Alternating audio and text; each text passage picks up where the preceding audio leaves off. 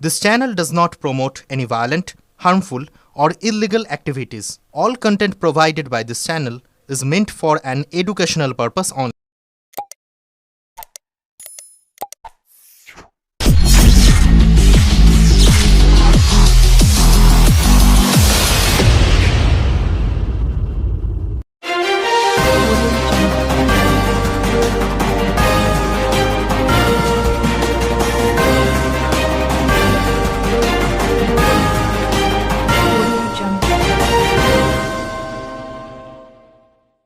আরজিকর মামলায় দোষী সঞ্জয় রায়ের অপরাধ বিরলের মধ্যে বিরলতম নয় বলে তার সর্বোচ্চ শাস্তি হয়নি। হাইকোর্টের বিচারপতি বলেছিলেন এটা নজিরবিহীন ঘটনা। তাহলে কোনটা বিরল ঘটনা? প্রশ্ন কল্যাণ বন্দ্যোপাধ্যায়ের। আজ চুঁচুড়া বিধানসভা উৎসবে উপস্থিত হয়েছিলেন শ্রীরামপুরের সাংসদ কল্যাণ বন্দ্যোপাধ্যায়। তৃণমূলের আইনজীবী সাংসদ কল্যাণ বন্দ্যোপাধ্যায় বলেন, আরজিকর মামলার শাস্তি ঠিক হলো না। শাস্তিটা যাবজ্জীবনের জায়গায় ফাঁসি হওয়া উচিত ছিল। কেন বিচারক বললেন এটা বিরলতম ঘটনা নয়, সেটা আমি আজও বুঝতে পারলাম না।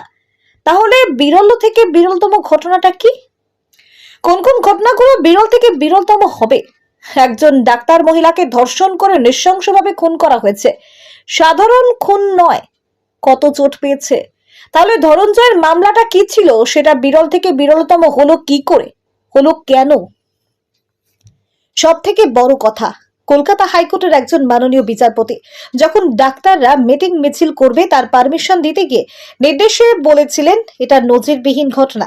হাইকোর্টের জাজ বলছেন ইট ইজ আনপ্রেসিডেন্সিয়াল ইনসিডেন্ট এবং সেটা দেশের মধ্যে। আর এখানে বিচারক বলছেন এটা বিরল থেকে বিরলতম নয়। দুটোর মধ্যে আমি তফাৎ দেখতে পাচ্ছি। হাইকোর্টের রাজ্য সরকার গেছে সর্বোচ্চ শাস্তির জন্য, তাকে বিরোধিতা করছে কে? সিবিআই। ভাবুন একবার, কেন? তাহলে কি তোমরা চাইছো না? যদি চাও তাহলে তোমরা চাওয়া আর আমার চাওয়া যদি এক হয় তাহলে তুমি আমাকে বিরোধিতা করবে কেন? চাওয়াটা যদি এক হয় তাহলে বিরোধিতাটা করবে কেন? রাজনীতি করার জন্য? চুঁচুড়া থেকে আবির রিপোর্ট, আমার কলকাতা নিউজ। আমি একটু দুঃখিত যে আরজিকর কেসে পানিশমেন্টটা ঠিক হলো না। পানিশমেন্টটা লাইফ ইমপ্রিজনমেন্টের জায়গায় ডেথ পেনাল্টি হওয়া উচিত। এবং কেন এটাকে যে বললো যেটা বিরলের মধ্যে বিরলতম ঘটনা নয়, আমি কিন্তু আজও পর্যন্ত এখনো পর্যন্ত বুঝতে পারি। তাহলে বিরলতম থেকে বিরলতম ঘটনাটা কি? কোন কোন ঘটনাগুলো বিরল থেকে বিরলতম হবে? একটি ডাক্তার মহিলাকে ধর্ষণ করে তাকে ব্রুটালি খুন করা হয়েছে। ব্রুটালি, এমনি খুন নয় কিন্তু। কত চোট পেয়েছে। তাহলে কোনটা? তাহলে ধনঞ্জয় কি ছিল? বিরল থেকে বিরলতম ঘটনার মধ্যে পড়ে। এখানে ব্যতিক্রমটা হলো কেন? সবচেয়ে বড় কথা, কলকাতা হাইকোর্টের একজন মাননীয় বিচারপতি আছেন, তার একটা অর্ডারে বলেছিলেন যখন এই ডাক্তাররা সব মিটিং ফিটিং করবে হেন তেন পারমিশন, তখন তার অর্ডারের মধ্যে লিখেছিল this is an unprecedented incident. হাইকোর্টের ডিভিশন বলছে it is an unprecedented incident,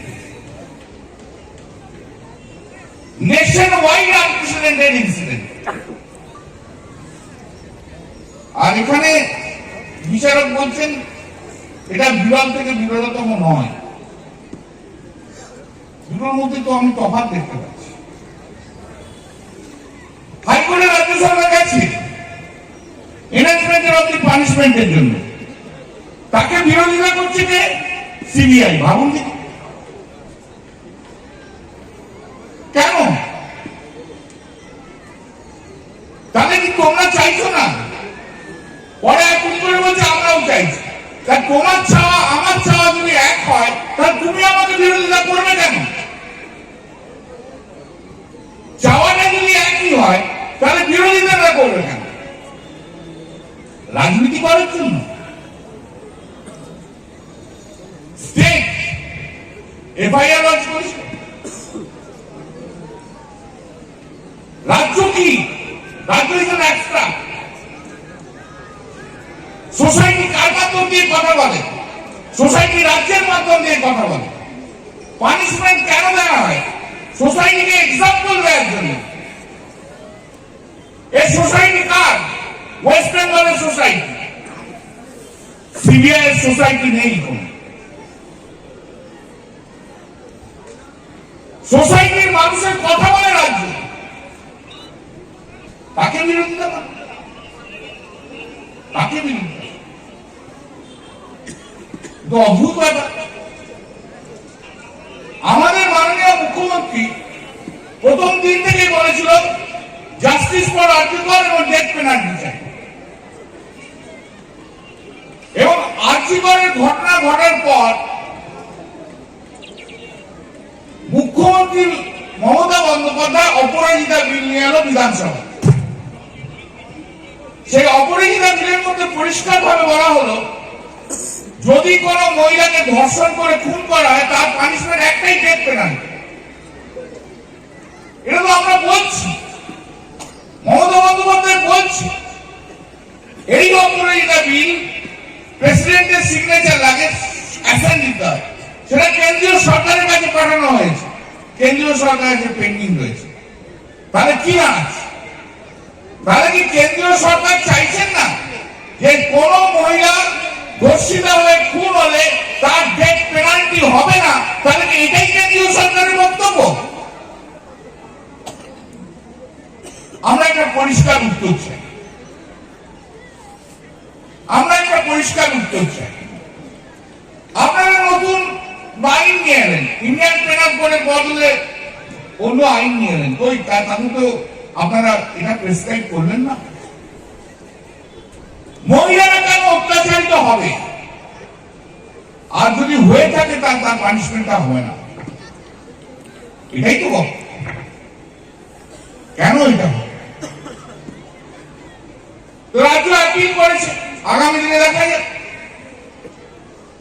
কিন্তু কেন্দ্রীয় সরকারের সিবিআই এর মনোভাব কিন্তু অসৎ উদ্দেশ্য প্রণোদিত।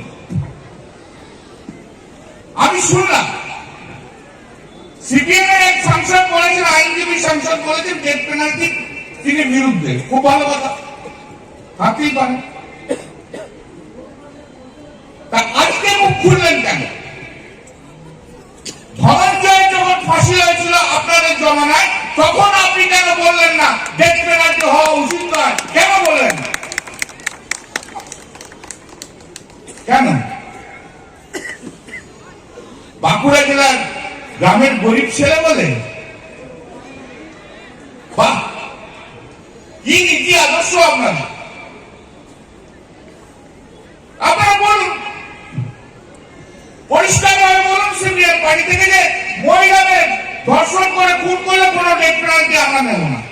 বলুন।